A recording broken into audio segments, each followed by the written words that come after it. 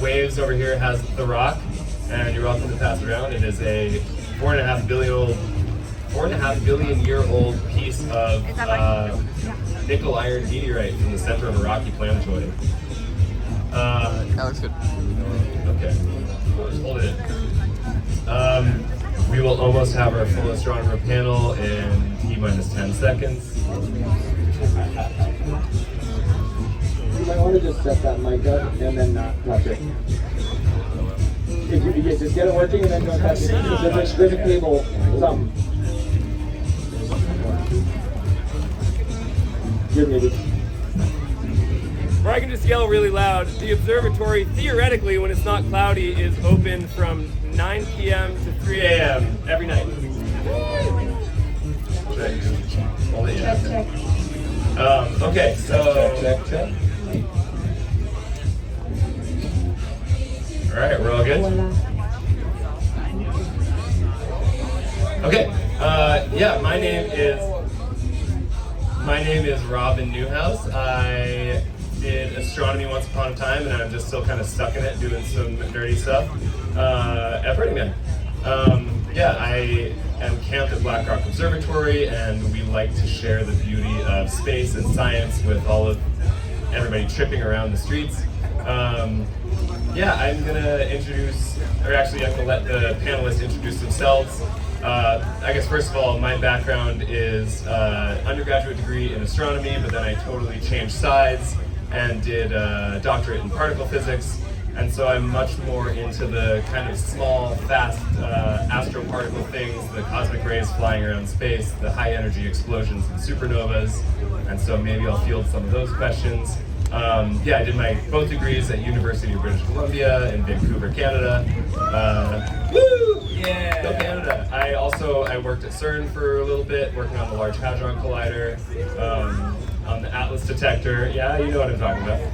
And yeah, looking at the highest energy frontier of colliding particles and seeing what the fuck they're made of inside. Yeah, so that's all about me. I guess the other thing, I've been coming to Burning Man for, I think this is my 9th time, and have been involved with the observatory for most of it. It's an incredible group, and I really love what we do. And yeah, I hope to see you all out there soon. I will pass it off to Katie, who is our head of observing at the observatory. Thanks, Robin. Hello, everyone. Good morning. I'm Katie.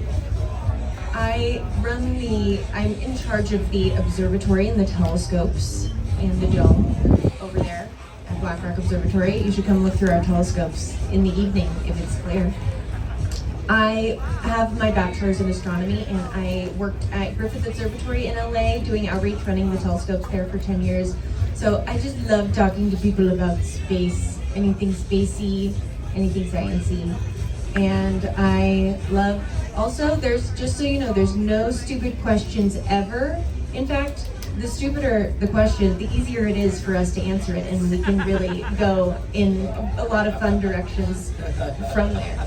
So do not fear asking any questions here. We're all very open and receptive to wherever you're at with that.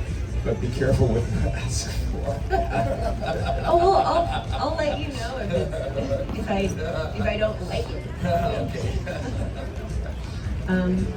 And I love looking through telescopes. I have a lot of telescopes. I don't do any astrophotography, although I love looking at astrophotography. I just love the experience of looking through a telescope and feeling very connected to the very far away and the very long ago. And I think that experience is really important for people, which is why we bring the telescopes here. So hi, my name is Orkan Umerhan. I'm a mathematical physicist, but I work on, right now I work on the origins of the solar system and structure formation, like from exoplanets down to planetesimals in our own solar system. I work a lot on the question of how the fundamental building blocks of the solar system is formed in turbulence. So it's pretty trippy as it is. So I work in trippy subjects all day long, you know. I'm a mission scientist. I worked on the New Horizons science team member. You know, it's the spacecraft that visited Pluto and the outer solar system, and I do a lot of mission-related science. I work at the SETI Institute here in the Bay Area. Well, not here, of course, right? A little extended here. And so I got my degree in astrophysics at UCLA, and then I got my PhD in astronomy at Columbia, and then I came back to Earth, basically, or the solar system at least. So, yeah. Hello, I'm James Chan. I'm an astrophysics from New York. Currently, New York is at the Museum of Natural History. It's, I think, one of the best museums in the world. My interest is about black holes, so our group tries to study the inner structure of supermassive black hole using the techniques called gravitational lensing, which is our use galaxy as our magnifying lenses. So if you have any question, I'm happy to answer you. Thank you. And this is my first burn. I'm so excited to join the world. This is a wonderful camp. So if you have time, please come over our camp. So we have party and we also have the observation. Thank you.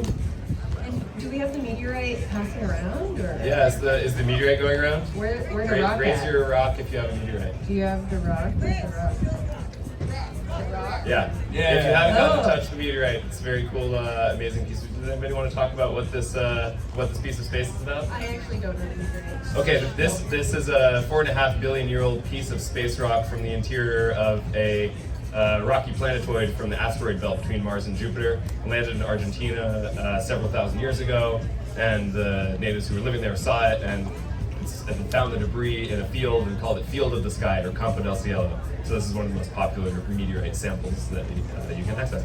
There's a lot of them.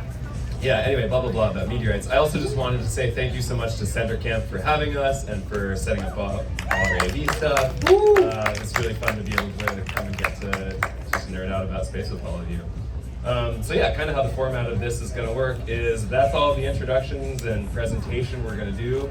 We just want to be here to answer any questions that you all have about life, the universe, and everything. So if anybody has any to start, please go ahead. Yes. What is question- the solution? yeah. Sorry, you can. No, I was just going to repeat the question. Yeah. You were literally just Question- talking about this yes. yesterday. So. Question is, what is the solution to the Fermi paradox? Which is kind of like a trick question, of course. So thank you. I appreciate all questions. I was very serious. Do you want to talk about that since you were? Why don't you start? Okay. And I think you're going to be able to say a lot more. So the Fermi paradox is the fact that we have a planet covered in so much life, and we've never been able to identify other life elsewhere in the universe, and that there are, billions of galaxies, hundreds of billions of stars in those galaxies, and we think pretty much every star has at least one planet.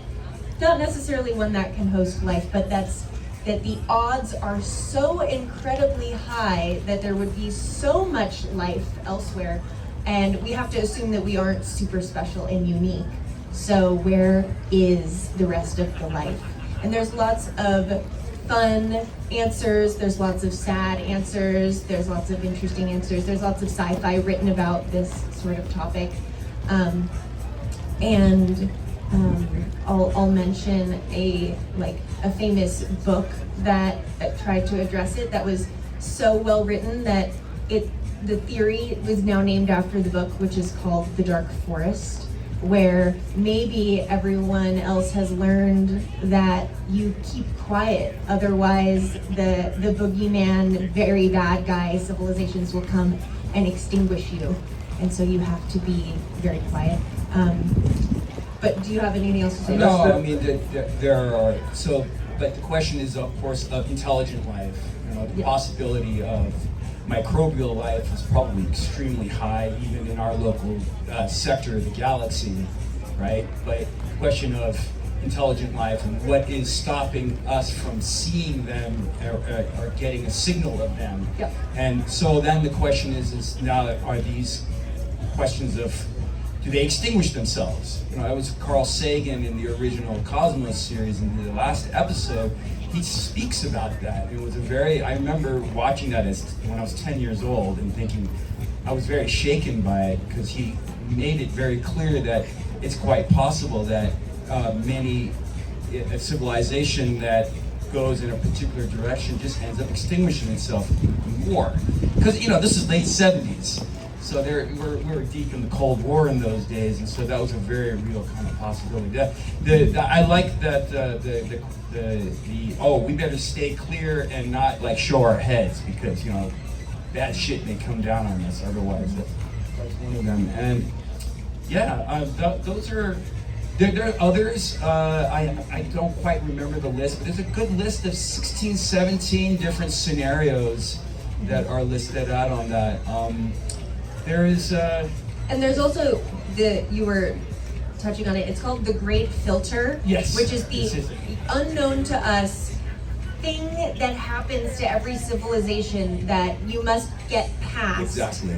And then you'll flourish after that. And we have no idea what that filter is.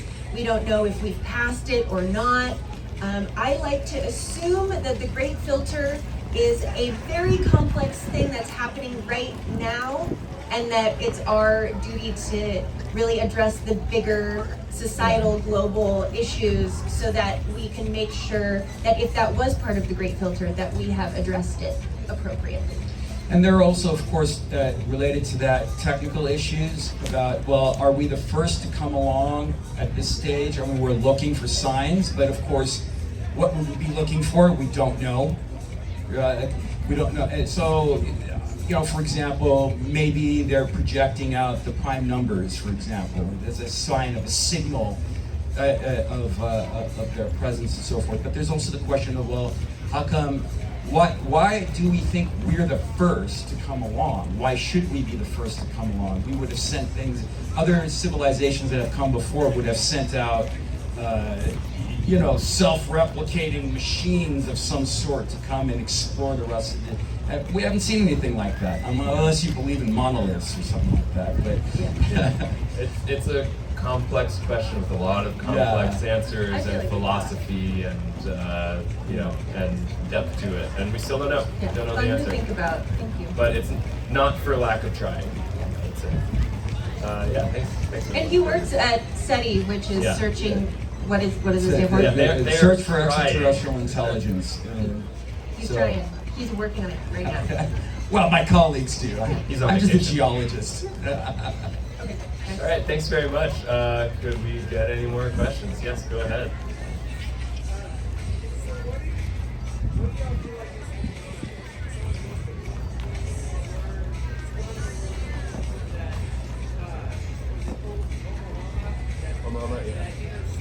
Oumuamua. So the question was, what do you think? What do astronomers think they've learned about Oumuamua? Okay, so serious astronomers do not think this is a spaceship from an outer system. My dear friend Steve Desch is actually one of the guys who is going head to head with the Harvard astronomer, who's making such claims that this is a vehicle from another system doing a flyby of us. It's a bit inflammatory. Yeah, very inflammatory.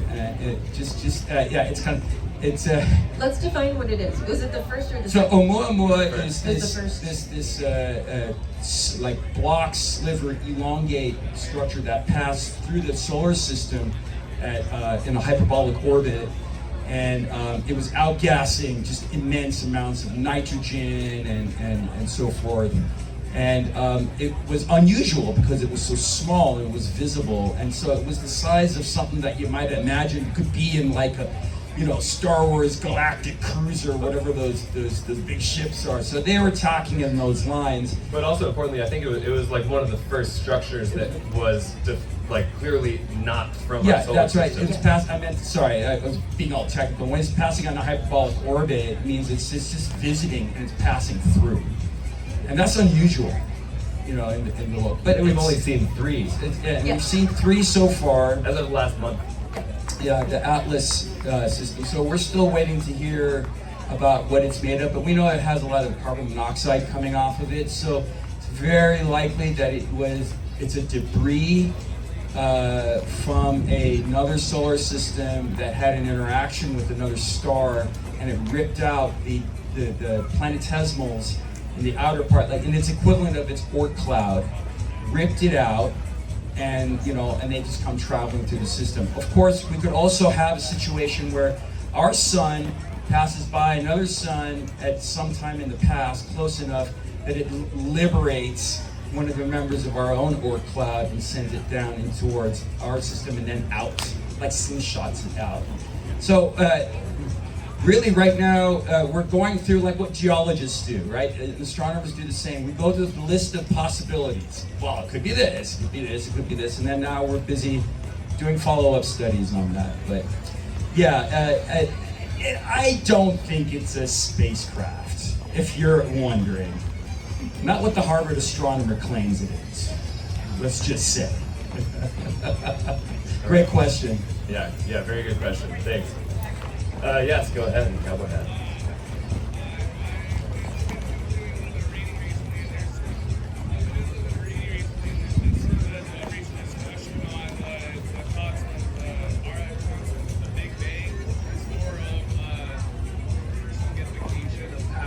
Black hole. I wonder what your thoughts on that are. Could you repeat that again? That's a Alright. great question. It's really for you. I just popped up and I've been really curious in the discussion on the idea of the Big Bang is the reverse spaghettification after passing through a supermassive black hole. I wonder what your thoughts are on that. I'll pass this to the So you supermassive say the black hole question is expert. if there's a space passing through the black hole? Is our Big Bang, like our understanding of it, the reverse spaghettification passing through it? Reverse spaghettification. Oh, reverse spaghettification. Yeah, kind of alternate theory to the Big Bang or where it came from. So I think if you are close enough, you cannot escape, right? So I think once you have a spaghettification, it depends on how strong you are and how elastic you are. Usually you will just get destroyed. Does everybody know what spaghettification is? Raise your hand. If you go opposite, Could we define spaghettification? so spaghettification is, for example, if I stand here, Technical term, actually. yeah, and when the gravity becomes so strong, the gradient is so strong. So this side, the force is much stronger than this side, right? Because this one is closer to the Earth. Then the force is too strong. You will stretch me, like elongate it, like a spaghetti. So if you say if we escape, yes, if you are elastic enough, I think you can go back to yourself. But if you're too close to the black hole, you will just get destroyed. But the information wouldn't, we don't know of any mechanism where the information can be then retrieved from the black hole singularity, right? Yeah, we cannot know. Yeah. I mean, I think I know what you're getting at, and I've heard like all other theories. I think, who's the guy who did the tessellation and the Penrose? Roger Penrose has recently had this theory of kind of alternatives to the Big Bang, and they're interesting and like fun to think about mathematically. But realistically, I would say we have a lot of really good, overwhelming evidence from like various degrees of astronomy, you know, in cosmology and galaxy distribution and the cosmic microwave background that do point pretty strongly to the universe came from a very small, hot, dense point at some point in the past, about 13.8 billion. The evidence Right, is but- still consistent with that, but I think what he's asking is that is the origin of this, could it be interpreted as if it was, you know, something coming out, like a wormhole, right? Yeah, some Like the outer- opposite side of a yeah. black hole. And like a black hole is like a mathematical singularity, and so is the universe at right before the Big Bang. However, just because they are both mathematical singularities doesn't mean that they're necessarily like physically related That's to right. each other. So it does sound like very black hole vibes, but I think the mechanics is not the same, no? Because the black hole is a super strong, very intense, dense object. But Big Bang is coming from, I don't know where. I don't know what. Yeah.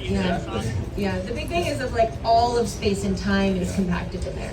Like as far as I know, we don't know why the Big Bang happened. Should be a pretty big thing. Yeah, that is kind of, that's one of those. That's like metaphysics. I have a follow-up question for you. What's the latest on the revisions to the acceleration parameter?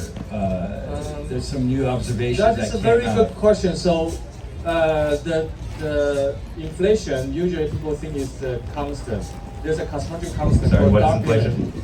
Huh? What is inflation? Inflation is the universe will expand, and then people think based on the equation, this is like a constant. It's called a dark energy, and then people found that maybe it's not a constant, which means the expansion is not constant. It may change. So inflation it happened very beginning, very fast at the beginning, right? Yeah. So your question is, So I understood that there was some revisions to the acceleration going on, like they were downgrading. So because what's going on in a great discovery happened about 25 years ago, or 30 years ago even, in which we knew that the universe is expanding because of the work of Hubble, but it was later understood that the expansion is actually accelerating over time. It's actually going fast. It's like when you throw a rock up in the air, the acceleration is downward and it's kind of constant, but you see that you're expanding, but then you're slowing down in your rise up, right? In this case, it's like you're throwing the rock up in the air and it's actually speeding up as you go up, right? And so we see that the same analogous situation is actually happening, with our universe, that expansion is not slowing down, it's actually speeding up. So it's just, and that's where they came up with, it was Einstein and a couple others came up with the way to explain that, is you can add a term into the equation and for the large scale structure, which looks like a dark energy, it's a negative energy. It's kind of weird, but it's kind of cool. Anyway, so. yeah. So negative energy basically push the universe, the galaxy from each other, so that the universe can expand. Otherwise, because we have the mass, so some people say if there's no dark energy, we will just collapse. So this was the final collapse or the big crunch. Exactly. Yeah. Big crunch. Big crunch. If anybody's heard of dark energy, that is exactly what it is, and that's essentially all we know about it. We don't know much about dark energy. at all. Yeah, we don't know what it is, or is it sucking energy from a parallel bubble universe? Is there some kind of weird thing going on there? There's all kinds of crazy ideas because we don't know. All we know is that we can trace it back to this moment in time where it looks like everything was squished in together. Beyond that, We don't know. And the reason why it's called dark energy is because if you want your car to accelerate, you have to push on the gas. You have to give it more energy to accelerate it. So if the universe is accelerating in its expansion, there has to be some energy source to give it that additional push, right? Like if you're just in space coasting at a constant velocity, you don't need any additional energy to keep on going. But to accelerate, there has to be a source of energy. And we have no idea what it is. And it's super bizarre to have this actual like energy source pushing harder from absolutely nowhere. So it's very mysterious. The total amount of energy in the universe is like that, or the amount of it that is dark energy that we've been able to identify is enormous. It's like 93% of the total energy content of the universe. So it's, and we can't identify it. How do we know that it's there? Just because we see it.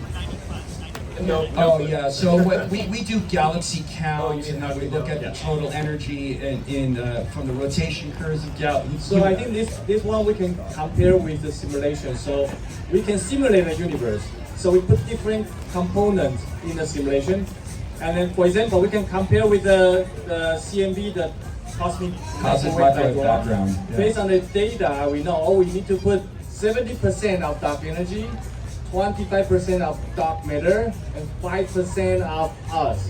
Then the universe we simulate close to the CMB data, and the universe we observe. That's why we can say, okay, we need dark energy, otherwise it couldn't work. So CMB is the cosmic microwave background, and that was for as long as, it is the furthest back in time we can actually observe with pretty much any instrument. Microwave. For any light-based observations, yes. We might be able to go deeper with gravitational waves. That's right. And so we might be able to penetrate deeper Or back in time. neutrinos. But that is basically, it's the earliest image we have of the state of the universe. So everything that we do, we backtrack it to see how our models kind of conform with the observation from that time and other waypoints between then and now. And that's what they do. They try to match these things. And then that's when they come up with these numbers. Those numbers are required to explain what we see. And just one clarification that kind of got dropped in there. Dark energy and dark matter are totally different things. Totally different things. And even though they have the same half the words, they're, as far as we can tell, completely unrelated. Like, Dark just means dark to our knowledge we and have no understanding. idea what it is. Yeah. And we know that it's there, if you guys don't mind my pointing that out. We know that it's there because we see how fast stars spin around the center of their galaxies. But then when you count up the number of stars in the galaxy and the gas, you add up, make good estimates for the mass of those lit objects, it's not enough to explain how fast they're actually rotating. So there's an 80% deficit to total mass. They're That's what- rotating 5 times faster than they should. Yeah. So it's like, okay, what the heck? So that's why we've called it dark matter. It's been around for a long time, and there's so We couldn't many find it. theories, and We we still couldn't can't. find it. We still get better. So That is what a lot of researchers in various different directions are trying to figure out. That was so a big part of my PhD work was working on looking for kinds of neutrinos that might be a dark matter candidate, things that don't interact with anything else. but weakly just have interacting massive particles, Yes. otherwise known as WIMPs. Which is the alternative to what has kind of been dismissed, which is machos, massive compact halo objects. Yeah. Cool. Thanks for letting us rip for a while. Yeah, sorry. Does anybody want to have another question? This is a very basic question. I always wonder. The penguin's coming. There you go.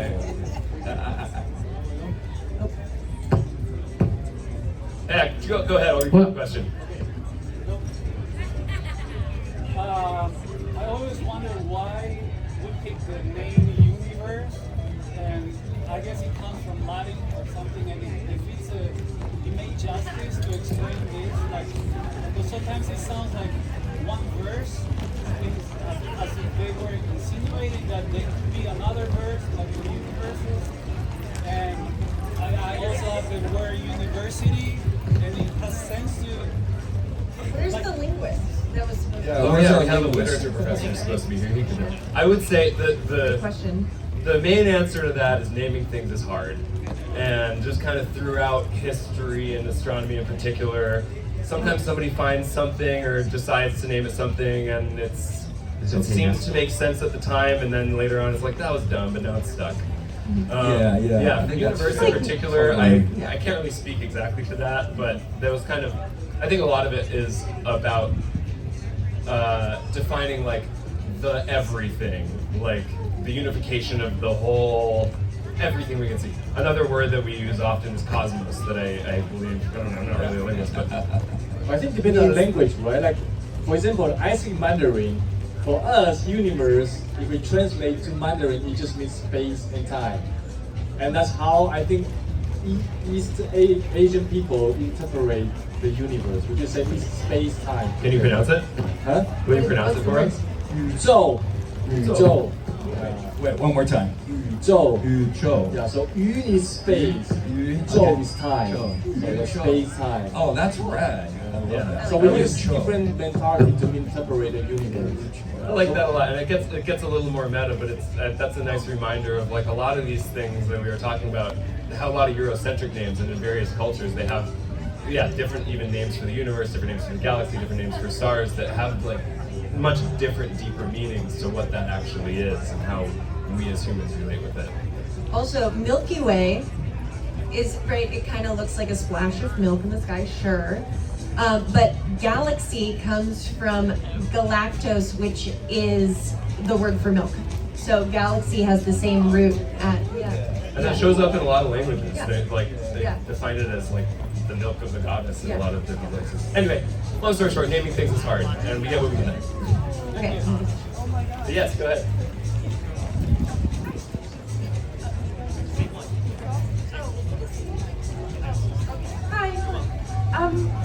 I recently read Project Hail Mary, and in that, oh good, okay. So our main character travels at like 0.9 light speed and experiences both time dilation and space or distance dilation. I feel like I almost understand time dilation and I understand space or distance dilation not at all. And I'm wondering if you could explain this to me. Who loves Lorentz transforms here? Oh man, I hate those things, man. I can know how to monkey with them mathematically. I have no good physical. Black hole physicist. Okay, I can try to answer this question. So if you travel very fast, so you can imagine you are in the train. So there's a light coming from the bottom to top, like that. Okay. So if you're in this kind of frame, this coordinate, you see 1 second from here to here, and this is the distance from here. But when you travel fast enough, then this part will move, right? So when it comes here, when we catch it, it goes further. So when you define the time, you need to be longer. That's why it's called the time dilation. Yeah. And can I just add, the Yes. key part is that in all reference frames, the speed of light is the same. So if you're moving on the train, you're seeing the speed of light and you're measuring it in the same thing. And if you're sitting outside and watching that train go by with the light signal going, you're also seeing that the speed which it's traveling now kind of at an angle is also the same, which is counterintuitive. Yeah. You would think you would add your velocity that you're going to it to the speed of light. No, that light signal is also going. So because the velocity is a constant, so velocity is equal to the distance divided by time. So when your time becomes longer, your distance also becomes longer. That's why we try to understand the time dilation. Yeah, I would say it is okay, how do I put it? The math actually ends up being really simple. And if anybody can do just kind of basic algebra and square roots, it's not so out there. And this is one of my favorite things. Like, okay, I guess a little bit of a personal story. That's what got me into astronomy in the first place, is I started reading about time dilation and space contraction, and it was this kind of holy shit moment. Like, everything follows these mathematical rules, and it's not inaccessible. It's something that like I as a kid can like kind of read about and learn. I would definitely recommend it. There's this book called, the thing that got me into it is called Simply Einstein. I forget the name of the author, but it's a really good, accessible resource of like, here is how it gives the really simple demonstration of kind of that light box mind experiment that James was talking about, and just leads you through the steps of like, okay, given all of these things, like the only possible solution to this is that time can change, like the time can stretch. The way you measure it. A slight, I wouldn't even say more complicated, just another side of that is that as you start accelerating towards something, like, I don't know if you travel to Mars or travel to another star, another part of that equation is the space actually contracts, and to like make all of the math make sense of you getting there on time in your time frame, you have to make it closer. And yeah, these are kind of, it seems like totally out there weird sci-fi nonsense, but this is actually what happens. Exactly we what have happens. to include that math in like GPS and space travel and particle acceleration. And for me, it's a really fun example of our intuition as humans is kind of just straight up wrong a lot of the time. Yeah. Like, we live in this middle world of not very fast or not very slow. And so we kind of have these intuitions that are built up that are not true. And so that's why I really love kind of these studies of what actually happens at those scales, because the universe is... And the key thing, if I just want to emphasize this, was the great revolutionary understanding that to all observers, you measure the same speed. The speed of light is always measured to be the same. Go back when you walk home, think about that. Think about how strange that actually is. All people measure it to be the same. Its light color might change, it might stretch, but the speed at which it travels is the same, no matter if you're running fast next to it or whatever. So all of this weirdness is rooted in that. And that's something that the universal spirit, or whatever you want to believe in, is just one of the fundamentals that's been given to us here in this particular universe. So it's kind of cool. It's got metaphorical implications, if you ask me. Can I drop one more little tidbit in there that I've recently learned? So this is what Einstein is famous for. This is or one of the many things that he's famous for. This is the special theory of relativity. about time dilation, space contraction, and it came from him daydreaming about, if you go really fast on a train and throw a tennis ball and like have a flashlight, what does it do? And what I really like about this story is you may have heard that before he was a famous physicist, Einstein was a patent clerk at a Swiss patent office. And it's just kind of, that's a little piece of like, oh, he's a patent clerk, now he's a physicist. But what I really like about this, I just learned, is guess what patents he was working on? He was working on railroad patents for trains. He was thinking about this stuff all like in his kind of crappy like after college job. He was just thinking about this stuff in his off time, and that is literally what led to the inspiration of, okay, so if I'm on this train that I'm thinking about all day, like what happens to time, what happens to space? And so I kind of took that as maybe just personal inspiration for, I don't know what I'm going to be when I grow up, and if you're a patent officer today, maybe you'll be a Nobel Prize winning physicist next You year. never know. You never know. Thanks for letting me do that. You've had your hand up. So if you're on a train that's going 99% the speed of light and you turn on a light, and I'm putting a speed gun on you, what would I read on the speed gun? The Of speed the of light? Or So the two question times is, if you're on a train that's traveling 99% the speed of light, and I turn on a flashlight, if you're off the train and you look directly in the flashlight, are you seeing the speed of light or the speed of light plus 99% the speed of light? You're What's seeing your the guess? speed of light. Yes. You're seeing the speed of light. That's Always. why I want you to think about that. So It's I a, think there's it's a- a And fucking it's- head trip. Excuse my language. Sorry. And Right, it's also the speed limit of everything in the universe. So let's say you're going 99% the speed of light and you have like a magic gun that can fire a bullet at 10% the speed of light, and you fire that bullet. It doesn't even have to be light that gets slowed down. That bullet gets slowed down to the speed of light because nothing can travel faster than the speed It's of light. actually, So I heard a good description of it. That is the speed of information transmission. I in call the it universe. the refresh rate of the universe. Yes, it's the speed of information transmission, and light just happens to hit max speed at all times. Right? What about entanglement? That is a great question. The universe is not locally real, and I will not explain it further.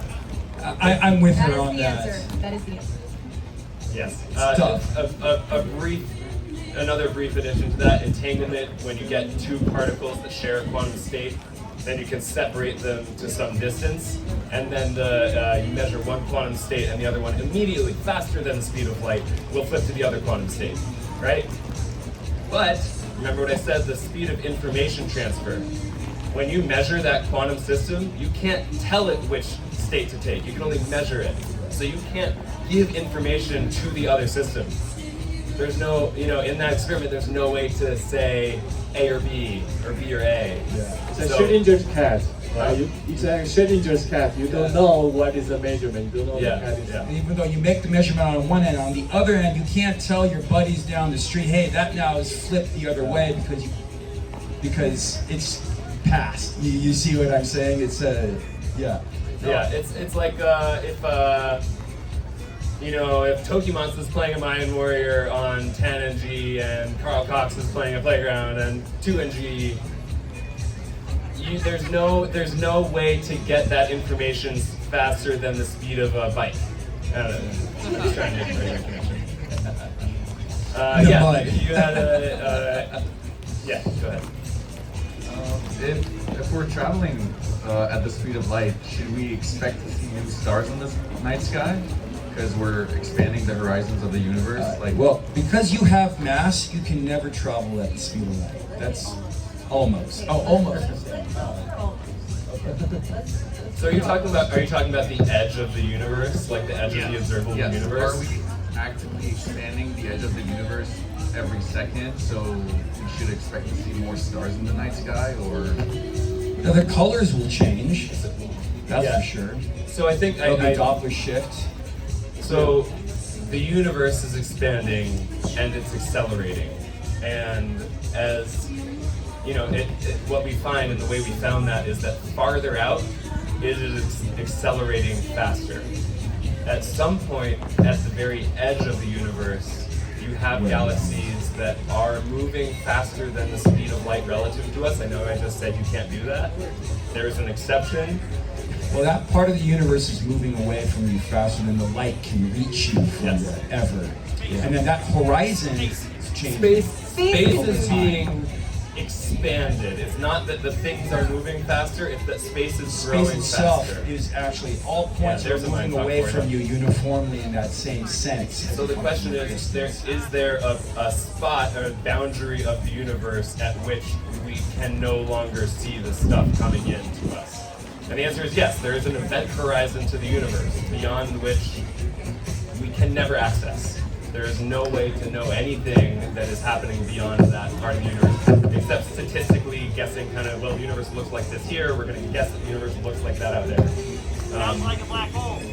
Sounds like a black hole, And yeah. some people have actually discussed it in that language. Yeah. But I was actually just talking with somebody a few nights ago. At some point, all of the stuff, the universe will continue expanding, and the stuff will keep reaching that edge and that event horizon.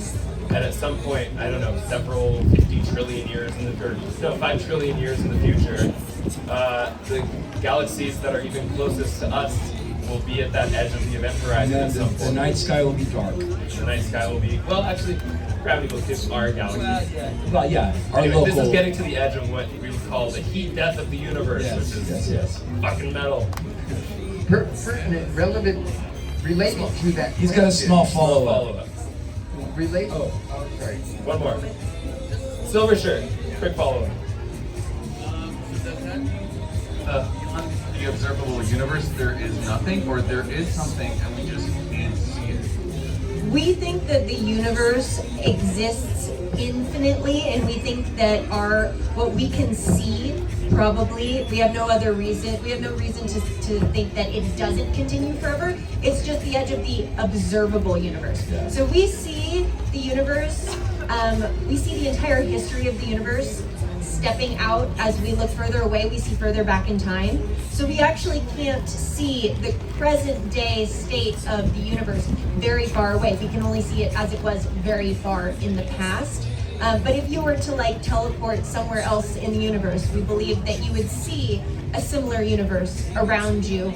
And that's one of the principles of our knowledge, that we think that and it's because when we look in any direction, we see the same timeline going backwards in every single direction. And so we think that the universe is the same everywhere on the grandest scales. Yeah, on that coarse, scale that we see on that grid. It just basically is what we call it uniform and isotropic. Homogeneous and isotropic. Sorry, yeah. Dad, you had a question? Yeah. My dad. I'm his dad. I'll be done. Very proud. My understanding is that we can see about 14.5 billion light years away, and at the assumed rate of expansion, the matter from the Big Bang is about 90 billion light years in. That's also what I understand, but I feel like James, as the cosmologist, can answer that question. So your question is what? The question is, we have an observable universe that we can see 14-ish billion years away, but that we, based on kind of the physics of the Big Bang, we assume that the actual stuff, and based on the expansion, is about 93 billion light years of diameter. I don't think we know the answer. Okay. Yeah. So my question is, so we can see 14.5 billion light years, and we can't see beyond that. If there is a strong gravitational influence from beyond that horizon, can we see the impact of that? I think we can see. You mean that maybe dark matter is contributed by the outer universe? Or maybe asymmetry? Or are you trying to find a way to see beyond the event horizon? Not to see beyond the event horizon, but to measure an influence within the event horizon, within the observable universe, from an influence beyond it. I don't think we know the answer. I don't think we have the answer. I'll tell you something that I think they do know. That these questions were being asked about 20 years ago when large-scale structure was being, put more into, being more resolved. And the first thing they were looking for is to see if there was a net rotation in the universe. And that would be an example of some kind of asymmetric forcing on the entire, and what one would look for is to see if there's what's called a dipole moment or a quadrupole moment, mostly the dipole moment, and that would be a sign of some kind of rotation in the universe, which breaks the symmetry of homogeneous and isotropic. Some early people were like, oh, I think we found something. Woo, woo, woo, woo. Actually, it was wrong. But they look for things like that. But so far, I don't think there's any example or any sign yet of that. But they do, they're sensitive to it, right? They're like, let's hopefully, maybe we'll see something, But we're always trying to prove everything wrong. So we're always, like, if we think that the universe is homogeneous and isotropic, we're always trying to think of ways that it might not be, and then go and try and look for evidence of that.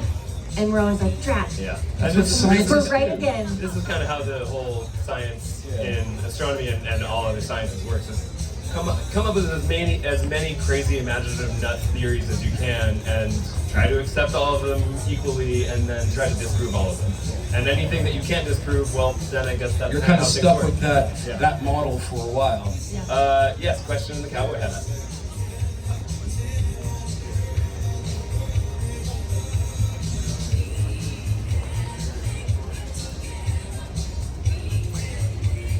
I love this microphone. You can just yell your question, I'll repeat it.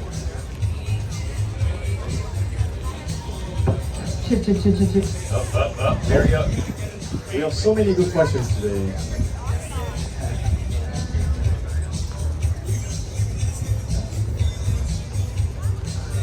Bummer. I think it's dead. Just gotta yell. Yeah, just yell it. Or come up here. Sorry, I came partway through. And so I didn't get all your guys' titles, but I know you mentioned that you're working on your PhD, or you have your PhD. Yeah. So I just wanted to know if you guys have all the same titles, what your guys' thesis was and what your research was. Sure. Just to kind of get an insight of what interested you and That's great question. That's Thanks. very sweet. Robin, you go first. All right, I'll go first. Unless I. Well, we have 5 minutes? All right, thank you. Okay. I did an astronomy undergrad, and I was particularly interested in high energy things like supernova explosions or X-ray bursts or gamma ray bursts. Sorry. So I was always interested in the high energy stuff, and then I got kind of sucked into the highest energy stuff we could recreate, which is at the Large Hadron Collider, the big particle accelerator in Switzerland. So my specific research, Large Hadron Collider is a big superconducting collider that's 27 kilometers around and smashes protons together so that we can see what stuff is made of, what the fundamental particles of the universe are. And in these experiments, we measure, you kind of broken down into precision measurements of quantities and values that define the universe, and then searches for new particles and new physics. I was in the searches camp, and we were looking for a new type of neutrino, which, who's heard of a neutrino? Yay, love neutrinos, they're my favorite. Neutrinos are really, really, really hard to detect. They almost never interact with anything. We were looking for an even harder to detect neutrino, a right chiral state of a neutrino. It would have been really, really cool if we found it, because it could answer questions about dark matter, about why there is more matter than antimatter in the universe, things like that. But how a lot of these PhD theses go, we searched in a certain space, a kind of what we call phase space of like mass on one axis and interactability on the other axis, or coupling. And we kind of carve out a space to say with 95% confidence, it's definitely not here. And so that's what my research was, is to prove that there's definitely not this kind of neutrino here. Moving along. Me? You don't? I didn't do PhD. You did an undergrad, though. Yeah. What was your favorite thing in your undergrad? Or what is your favorite area of expertise to explain at the observatory? Okay, sure. I like giving people a perspective of feeling very present in the universe, and I usually just try to route questions that I get to helping people have that feeling, as opposed to space feeling like very out there and very other. That's also why I like looking at the telescope, because I feel like it really connects you to outer space, instead of it being like an article you read or a picture in a book or things like that. We're very much, we're made of space and space is made of us. And I feel very connected to space, and I try to give people that connection too. Amazing. So my PhD thesis was on solar oscillations. Particularly, I was working on the question of the pattern formation you see on the surface of the sun, because the sun undergoes buoyant convection, like a convection oven, it turns on itself, and you get these high-resolution images, and the patterns are moving. Psychedelic, man, and that drew me in, and I went into the theory of how to explain the generation of the pattern formation and its evolution, and it got me deep into chaos. So this was it's in the mid-90s, when chaos was still had come online as a notion that was accepted, and we're seeing in weather predictions and so forth. So that's kind of what brought me in, just pictures, trying to make sense of it, and just it's super trippy, and then that we can speak about it in some mathematical way, which, I live in both worlds, so the psychedelic world and the math world.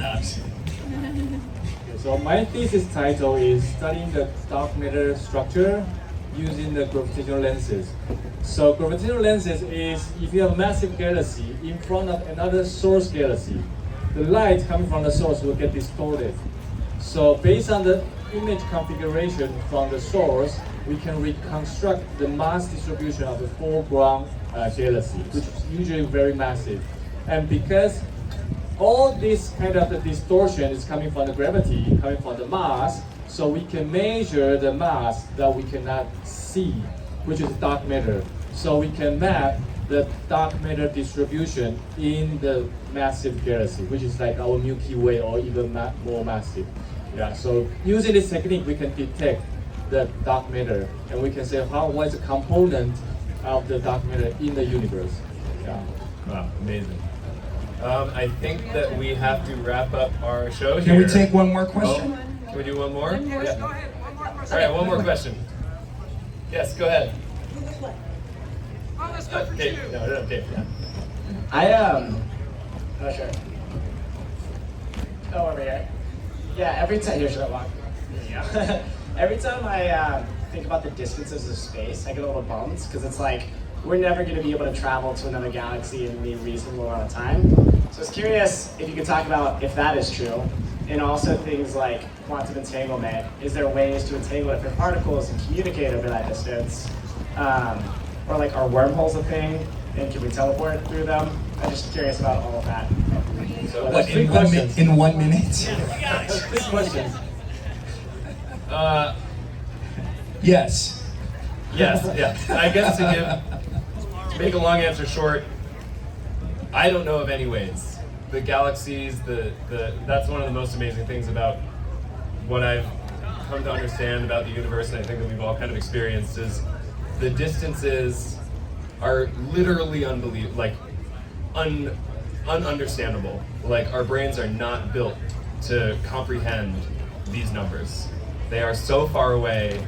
Any information takes literal millions of years to get even to our closest neighbor. Based on the science and understanding we have of the universe now, it's not gonna happen. And it's a weird thing to contend with. We can see this vast, beautiful universe among us, and yet we're still so isolated on this tiny island, right? We can hardly even make it to our closest planet. Yeah, so I don't know. It can be kind of a nihilistic feeling. It's also, I don't know. I like to kind of play with what that means, and kind of how much more precious it makes our local world. The rock that we live on, that makes it so important to try to not kill each other about it. Here, here, here. Yeah. So that doesn't really answer your science question, other than I don't know of any ways. Anybody else? It also informs the Fermi paradox, which is like, why don't we see some advanced civilization that's conquered the galaxy or conquered their portion of the galaxy? And this makes us think that faster than light travel really is a hard nut to crack, right? Yeah, You would think that there would be some civilization that would have done it successfully, and we would like see them proliferating around the galaxy. Exactly. And since we don't see that, then it really does give the hint that it probably is not feasible to send giant spaceships, Star Wars, Star Trek style, all the way across space very fast. But I feel wormhole, I theoretically I think it's possible, but it can come from the black hole. So some people say black hole can be the entrance of the wormhole, but it's hard to. We still don't know exactly how black hole works, and we cannot use it because if we get close, we just got destroyed. So if we can create the black hole locally around us, perhaps we can travel through that hole. Long time. After maybe a million years, and we may not exist. Yeah, Robin, we've been told we have time for one more question. Oh yeah, go ahead. You had your hand up. It's a good segue because I was going to ask you about your perceptions of the Fermi paradox. But given you already covered that, what do you think is going on with the Bostrom trilemma, and what may be inferred by the nature of us not finding other beings in the universe, despite it being statistically expected? Are you familiar with this? What's the thing you said? The Bostrom trilemma. It's like this more of a philosophical. I've never heard of it, but it may be related. Okay, so he kind of bases it on the Fermi paradox, and he implies that there's three kind of postulates. One is that humanity in the future has developed sufficient computing power to simulate themselves. The second one is that they have that power, but they choose not to. And the third one is that we might live in a simulation. Oh yeah, great. I actually heard a really good podcast interview about this. That goes a little beyond my astronomical knowledge. I feel like, yeah, that is. I mean, does anybody else want to talk about that?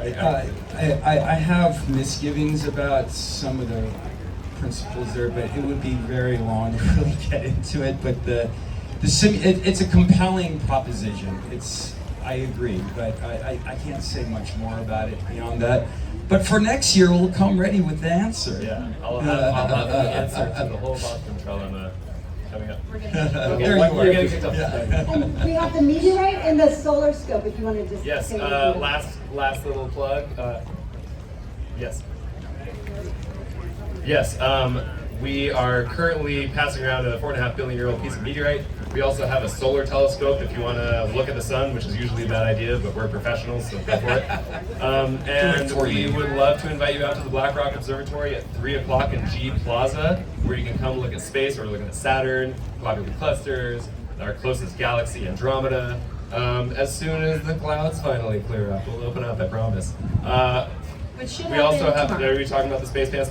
Yes. Yeah, okay, we also have a dance that was postponed from yesterday to tonight called the Space Dance. If you want to come party with a bunch of nerds. Wear your space pants if you have them. And if you have more questions, you can come over, Yeah. and then we will do our best to answer. Totally, yeah, we'll be around for a little while. Thank you so much for all the incredible questions. It was really fun to just kind of nerd out with everybody for a while. Thank you so much to our amazing panelists for all their knowledge, and thanks again to CenterCamp for inviting us up here. This is super fun. Thank you to all the people who participated on the stage. Very enlightening. Thank you very much. Hope you guys come back again next year. Yes.